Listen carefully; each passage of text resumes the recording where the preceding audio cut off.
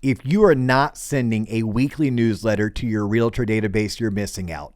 Period. End of story. And yes, I'm talking email newsletters. And yes, I know we're in the mid 2020s heading to 2030. And newsletters can be so 1997. But here's the deal, y'all. They work. They work so well that I was just listening to a podcast with Alex Hermosi.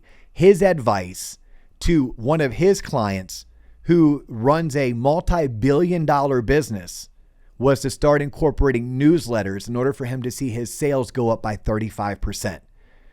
This stuff works. Trust me. I've seen it work wonders, not just for my personal business, but also for all of the loan originators that either work with me or coach with us that are actually deploying this strategy. I want you to think about this first. If I asked you to make 15 phone calls on a Friday, how long do you think that would take you?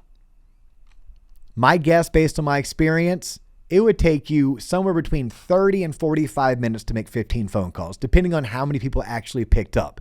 And you'd be calling realtors to let them know that you're available this weekend, to check in on them and to see if they had any pressing issues before you went into the weekend, right? That's the type of phone call you'd be making on a Friday if I asked you to make 15 phone calls. Well, what if you could send a newsletter in that same 30 to 45 minutes? You could write it and send it, and that newsletter went out to 200 people. And what if of the 200 people, only 40% actually opened it? That means 80 people you're able to contact and connect with in a matter of 30 to 45 minutes. I don't know where you went to school, but where I went to school, 80 is way more than 15. More than likely, most of you aren't even making 15 phone calls on a Friday to connect with some of your better referral sources, to check in on them before you shut it down for the weekend and let them know what your weekend availability is going to be like.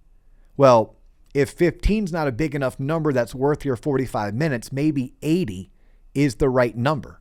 What if you had 500 people in your database? What if you still only had 40% opening your newsletter? You're still at 200 people. Your newsletter doesn't have to be fancy. It has to be done. It doesn't have to be great. It has to be good. And it might not be great when you first get started. It might not even be good when you first get started. But I promise you, if you start doing it and you do it with consistency, that over time, by week 6, by week 9, by week 12, you'll start getting good. You'll find ways to deploy it better, to lay it out better, to write it quicker.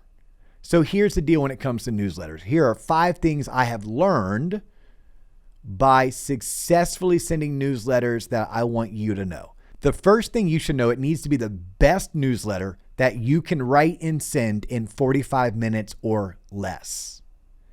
At the very top, you need to have a really good, catchy, think hook in your subject line. After your subject line, you need to tell the audience, the people receiving your newsletter, that today's newsletter is going to be X amount of words, which will take you X minutes to read. The words need to be less than 1,000, and the read time needs to be less than 4 minutes. So you're going to keep it simple, and you're going to bring bite-sized, digestible content. The first thing I want you to do, besides saying Happy Friday, make one statement about current events or one statement about the local weather. This is your way of telling your audience that you too are local. Right after that, let them know about your weekend availability. Look, if you're coaching juniors baseball team, you may say, I will be available this weekend, but please know my son, junior, has a baseball tournament. So if I'm coaching third base, I may need you to leave me a voicemail and know that I will give you a call back in between games. If you're widely available, let them know that too. This weekend, I have no plans. I plan on making myself crazily available to you and your clients. Please feel free to hit me up with any question or any need that you may have. And that first section is very important. Make one statement about current events. Let them know about your weekend availability. Your next section, 1 or 2 sentences. Think like you're talking to a 4th grader. you need to state, this is what happened in the market. This is why it's good or bad. Next section. This is what we're watching for next week in the market. Here's why it could be good or bad. My example would be, this week the bond market went crazy due to the political unrest in Europe. This was bad for mortgage rates, and it was also bad for the stock market. Next week, we're anticipating the inflation data to come out.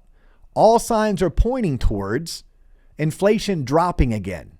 This should be very good for mortgage interest rates. I'll be watching this and I'll keep you posted. Right below that section, you need to either give your audience some kind of a sales tip.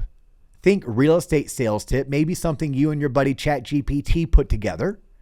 2 or 3 sentences. If you don't want to do a sales tip, maybe you want to feature a certain product that your company offers. But remember, talk to your audience like they're in 4th grade. Your audience in this standpoint are real estate agents. If you're talking about a product, you need to tell them how they can use that product to either generate more leads, use that product to get more buyers off the fence, or use that product to turn a no into a yes when it comes to home loan financing. After that, you may want to find a way to close it out. You can close it out with humor, you can close it out with trivia, or you can close it out with some kind of a motivational or inspirational quote. Then, before you close out your newsletter, you have to input some form of your favorite call to action. At the end of the day, it's your job to get a lead. Make sure you're asking for the business in your conclusion.